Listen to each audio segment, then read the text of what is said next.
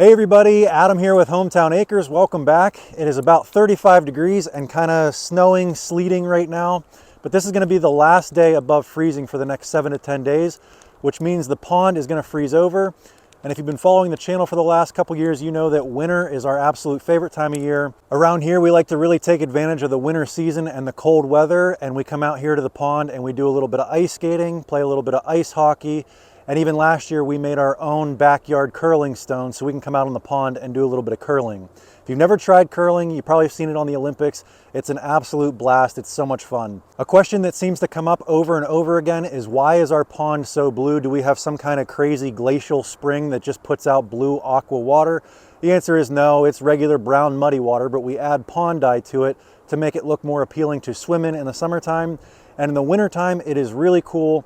If the weather conditions are just right and you don't get any snow or rain and you just get some really cold weather and you get 2 or 3 inches of just straight black ice or clear ice, the ice on this pond with that blue pond dye in it looks super cool. It's really cool to kind of be ice skating on Caribbean looking water. So that's the answer to why our pond is so blue. But every winter we try to make the pond more enjoyable than the previous winter, and some of the complaints that we had last year was there was nowhere to sit down to put your ice skates on, and another one was outdoor lighting.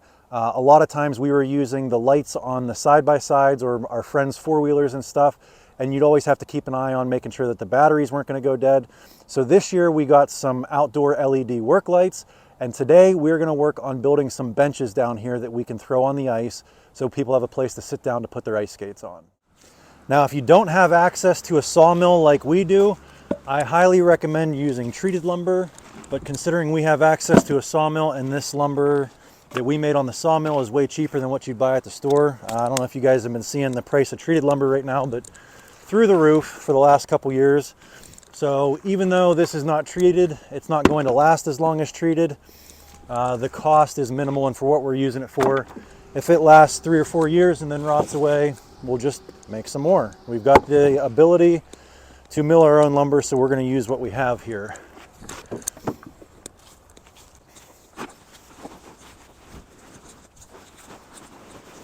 Now, unfortunately, all of the stuff on top here is 2x6 material, and I want these 2x8s down below.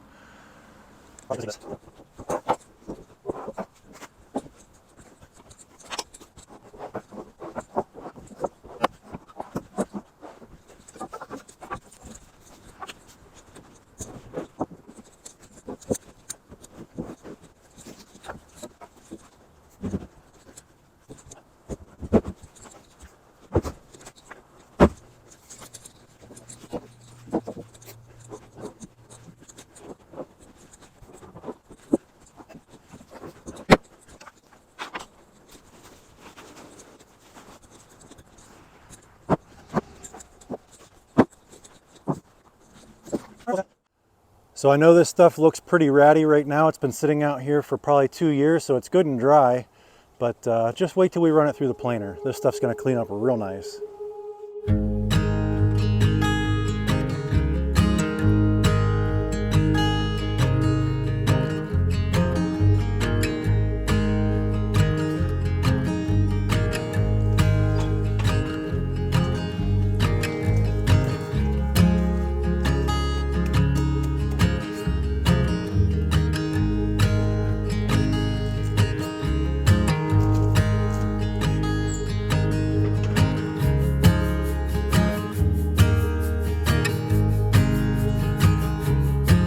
All right, so the first thing we're going to do is go ahead and get these chunked down to a little bit more manageable size. We're going to cut them down to about 50 inches.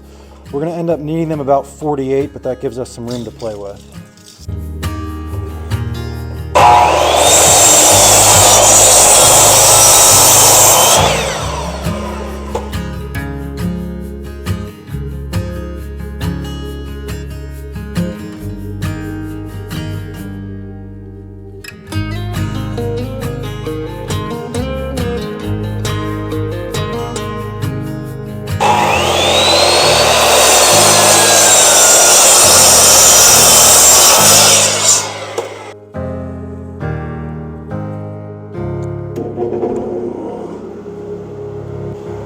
All right, now we're going to run these through the planer and see if we can't clean these up a bit.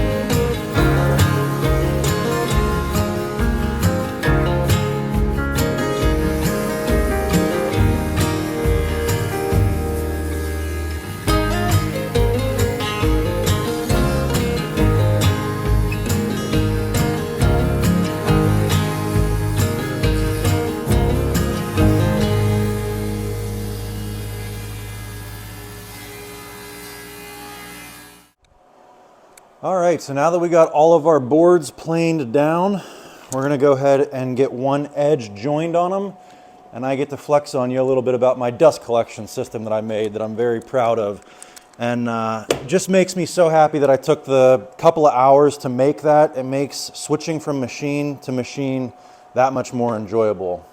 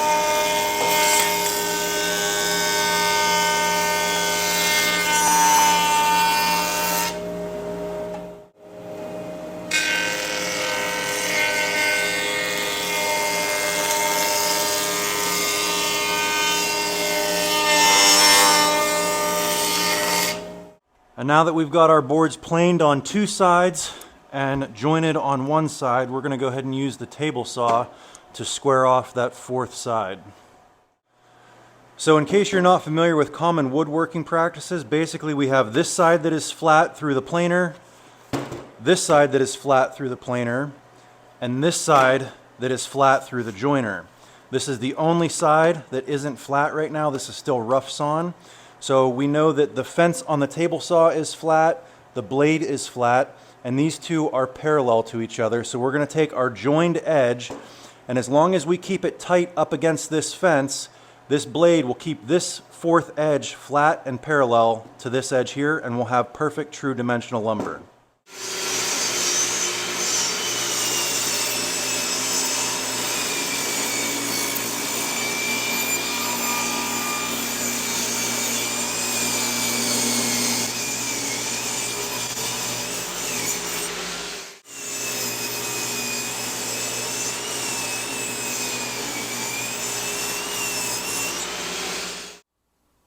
All right, so now that we have all of our rough sawn material surfaced on all four sides, we're going to go ahead and start cutting all the individual pieces we need to make these benches. And from this point on, I think all we're going to need is the miter saw, a drill, and an impact driver.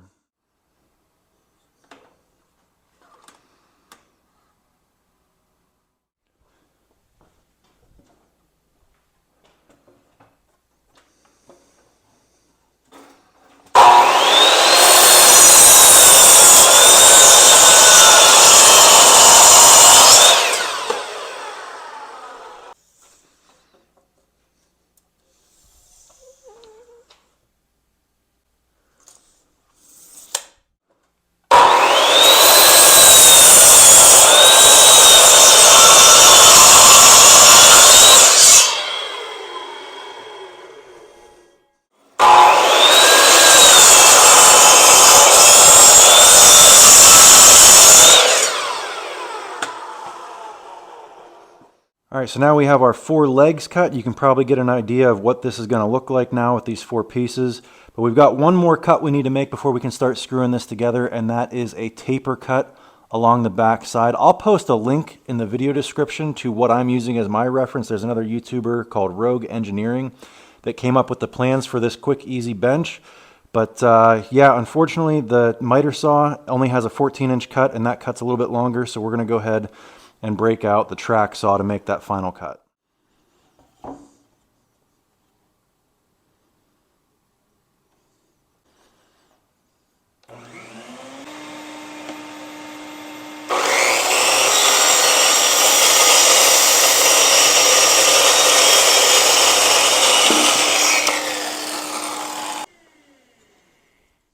Now we're going to use the piece we just cut as a template and scribe another line and duplicate that same exact cut.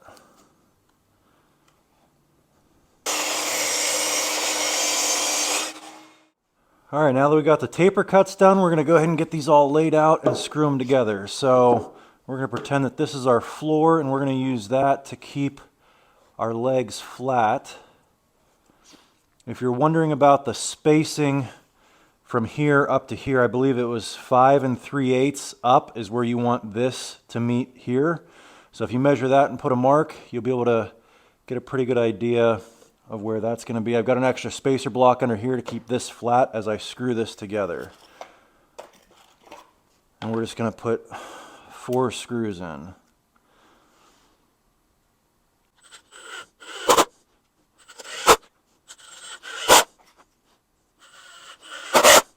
Yeah.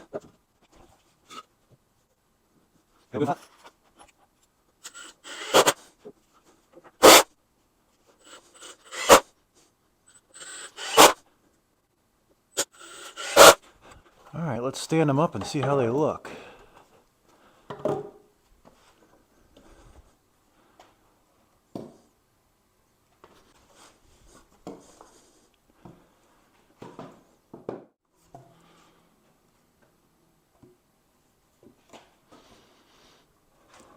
This is the part where, yep, a second set of hands would be nice. Doug! Doug! He's probably busy making a brush to keep his other brushes clean. There we go. Close enough for now.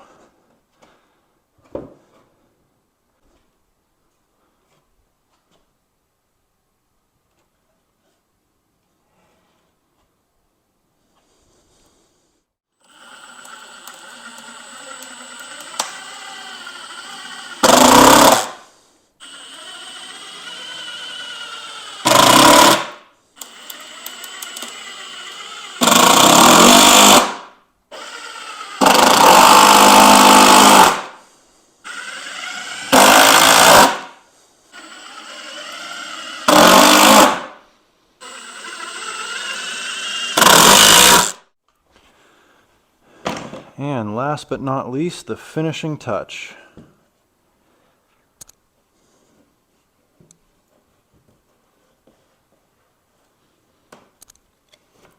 Another one of those situations where it'd be nice to have a second set of hands, but I got the next best thing, some speed clamps.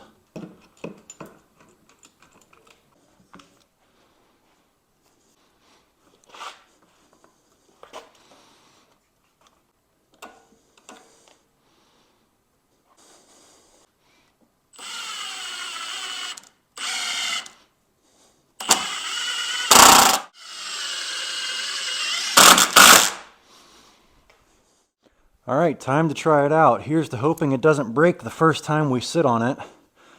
Yeah, seems pretty solid. Pretty comfortable too, actually.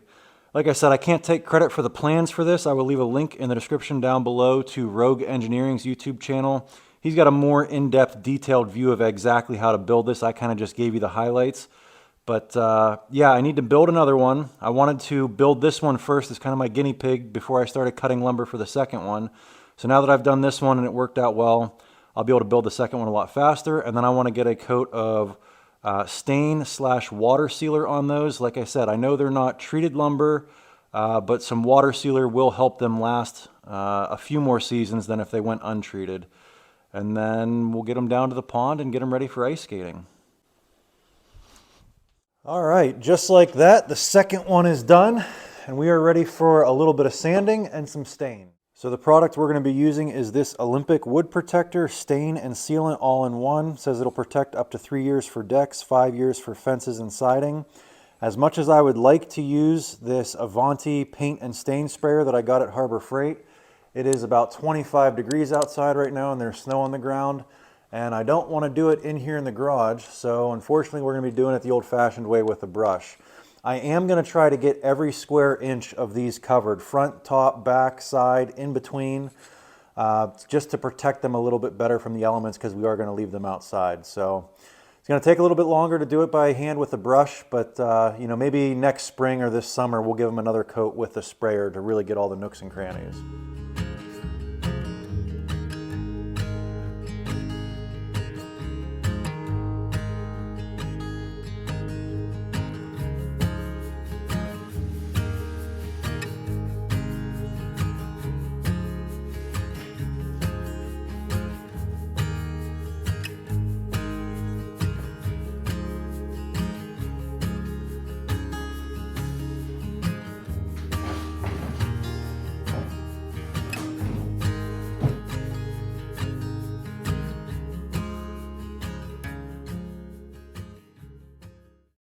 All right guys, so that is going to bring this project to a close, and as you can see from the time that we started it to the time that we finished it, the pond is now frozen over, not near enough to go ice skating or walk on, but enough to support the weight of these benches. I am very happy with how these turned out. I kind of like the color that we put on them too, like that redwood, natural cedar looking wood. Almost reminds me kind of the Pacific Northwest. And yeah, down here by the pond, having those benches is going to be really nice this winter. Now the plan is not to leave these on the ice all the time. When we're using them, we'll bring them out onto the ice so that they're sitting on a nice flat level surface. But in between skating sessions and stuff, we'll actually pull them up here onto the beach. If you're not familiar, if you have anything on the ice that is not water, it will actually absorb sunlight from the sun. It'll absorb energy and heat, and it will literally melt down into the ice. So if we were to leave these out here for a couple days, they would actually melt through the ice and sink down to the bottom. So yeah, when we're using them, they'll be on the ice. When we're not using them, we'll pull them back up onto the beach, which is what I'm about to do right now. I just wanted to get an idea of what they were going to look like out here, and I think this is a good spot for them right here in the corner, so we have the whole pond for ice skating. Anyways, I think that's going to about wrap this one up. I think we have kind of worst case scenario coming for weather. I thought we were going to get lucky and just drop right in some really cold weather and get that clear ice we're looking for so that we could skate on that blue ice. But I think what's going to end up happening is on Friday, they are calling for about a ½ inch of rain. It's going to be 42 degrees in the morning, and then it's going to transition to snow and drop down to about 7 degrees, which is the worst case scenario because we'll have water on top of this ice that we have. Plus then the snow is going to make like a slushy mix. The ice is too thin for me to get out here and clean it off, and it's going to freeze. So we're going to end up with kind of, you know, that white ice, which, you know, is not the end of the world, but I always enjoy the first ice of the year if we get that 2 or 3 inches of clear ice with the blue pond eye underneath. Anyway, if you guys enjoy this one, give me a big thumbs up, click that subscribe button, and we'll catch you on the next one. Thanks for watching.